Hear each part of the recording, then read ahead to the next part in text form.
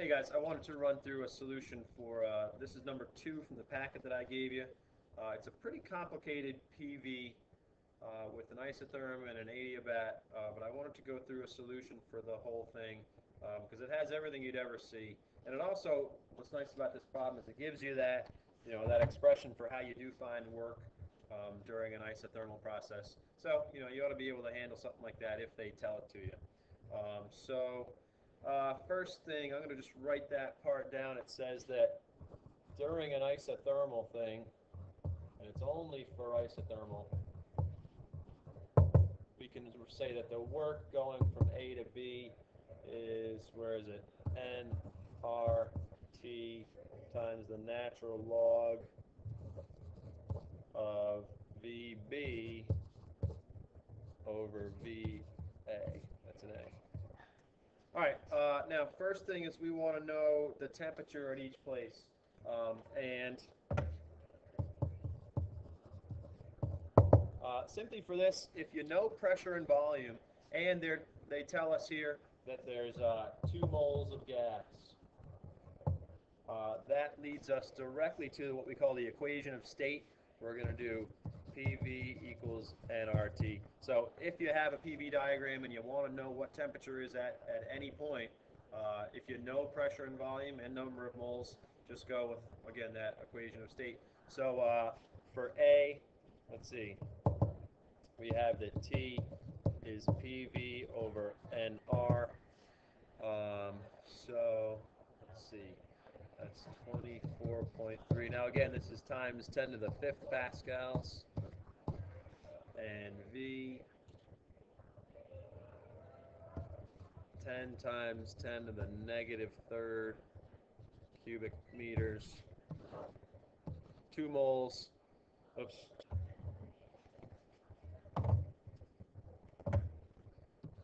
2 moles times 8.31 joules per mole Kelvin.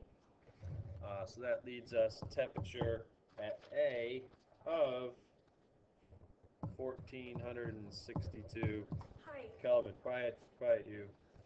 What's up?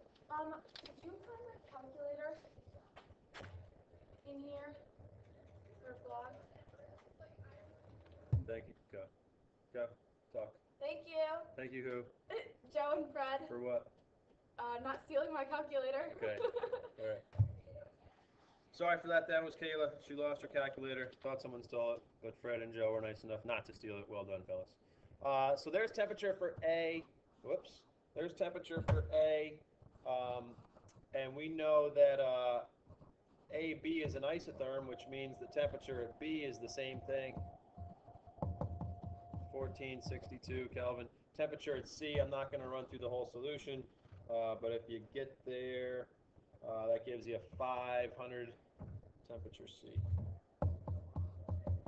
520 Kelvin. Temperature at D, 1170.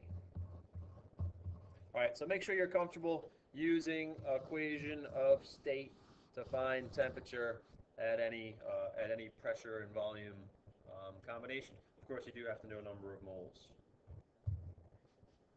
Okay, so now we want to find delta U, Q, and W for each process. So we'll start with AB, and we're given the fact that, well, again, we're given this expression up top here for how to find work for an isotherm. So we'll start right there. So that means if we're going AB, work is 2 moles times 8.31 joules per mole Kelvin times the temperature at temperature at A, well, and B really, 1462 Kelvin times the natural log, times natural log volume at B is 27 times 10 to the negative 3rd cubic meters divided by volume at A, 10 times 10 to the negative 3rd cubic meters.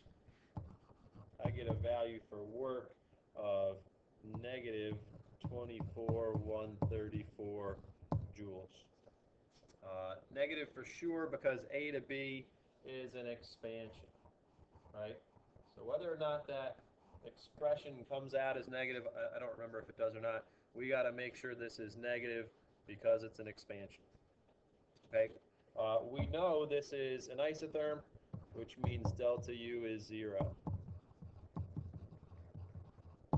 Only way to find Q is to do delta U is Q plus W. So therefore, Q is delta U minus W. Delta U is 0. So Q is positive 24,134 joules. Now, since it's positive, here's where I'll start to do this. I add that this is a QH. This is a Q addition. Okay, so when we're going to do efficiency later on, this will play a part of that. Okay, let's go to BC. Let's see, BC we can see is isovolumetric, isochoric, so we can say that W is 0. No change in volume. Only way to go next is delta U. 3/2 times the change in product PV. Now I'm going to start to use a little trick, right? Since volumes here are multiplied by 10 to the negative third and pressures are multiplied by 10 to the fifth, when we multiply those together, this is, well, again, 10 to the fifth multiplied by 10 to the negative third, that gives us 10 to the second, okay? So if we did like this that volume times this pressure, well, I could just do 3.2 times 27 times 100. That captures that and the this. All right. So just I hope that works for you. So that means we're 3/2 times. Let's see. We go BC. So ending at C, we have, well, there it is. 27. I'll put the 100 in there. Right? So there has to be a factor of 100 in there. Let's call that cubic meters times 3.2 pascals. And then that's, minus at B is 27, I'm doing the volume first, 2,700 times 9 cubic meters. So that's going to give us delta U here of, in BC, negative 23490. Right? The product PV gets smaller. Now again, if this thing about the factor of 100 in there is screwing with you, just go ahead and use the 10 to the fifth and the 10 to the negative third. All right? It's just a little shortcut that I'm going to use there. Let's see, work is 0 here, so that tells us that Q is equal to W. So Q here is another negative 23,490 joules. All right, that's a negative, so I'm going to write that as a QC. Yes? Okay. 1 sec.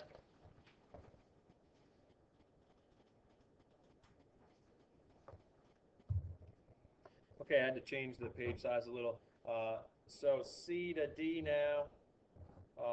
Let's see, that's an adiabat, so that means that Q is 0. Only way to do delta U, 3/2 times the change in product PV. So again, we know initial P's and V's and final P's and V's. I guess I can write it all out. So that's 3/2 times, let's see, PV final is at D, so that's 24. Again, here's my factor of 100. It was 24.3. There's 2430 pascals times the volume, 8 cubic meters. At C, we have pressure 3.2. Oh, again, I got to add my factor of 100. 320 pascals and the volume of 27 cubic meters. So that gives me a delta U for CD of positive 16,200. All right, since Q is 0, that means that work equals delta U, also positive 16,200 joules, which jives, right? Because it's a positive W, and we are going this way up the curve. That's a compression, so work has to be positive. Now, D to A, forgive me for all this jumping around. D to A, let's see, so we have a work there of P times delta V. Work equals P times delta V. We have a constant pressure and a change in volume. I'm going to assume that you can calculate that, and that's 4860. Now, that's an expansion, which makes this work done by the gas, makes that negative, right? When you calculate work this way, always think about sign of the work after you calculate the magnitude. Figure out if it's work done by or work done on. We have a delta U of 3/2 times the change in product PV. That product gets bigger, so delta U is positive, and I get 7290. Again, I'll assume you can do the math. And then Q, just like we always say, only way to do it is rearrange first law.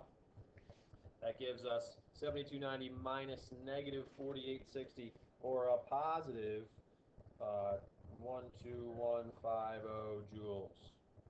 All right. Now, again, this is positive, so I'm going to make this a QH. That's another process where heat is added to the system. So here's a QH.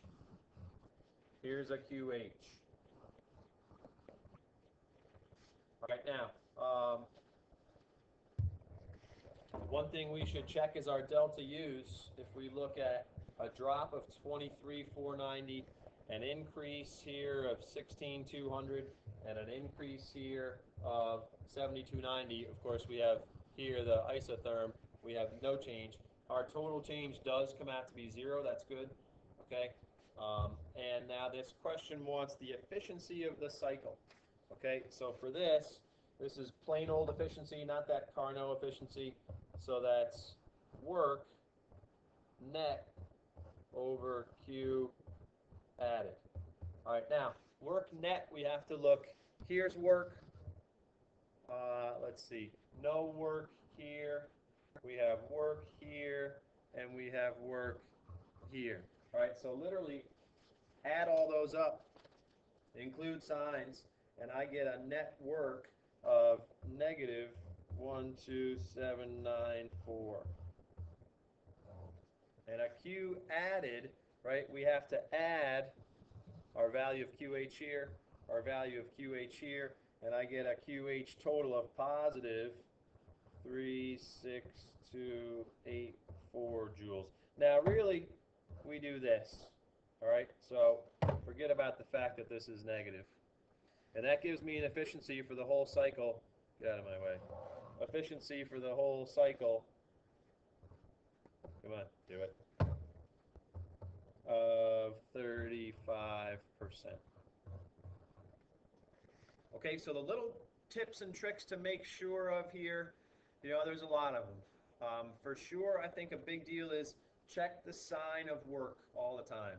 All right, you know that our rule says if there's an expansion, if there's work done by the gas, that is negative work. Make sure you know which direction the processes go. They tell you. Make sure your sign agrees with that. Make sure you're careful about when you're doing delta U, that you're careful about what happens to the product PV. Does that product get bigger? That means delta U is positive. Does that product get smaller? That means delta U is negative.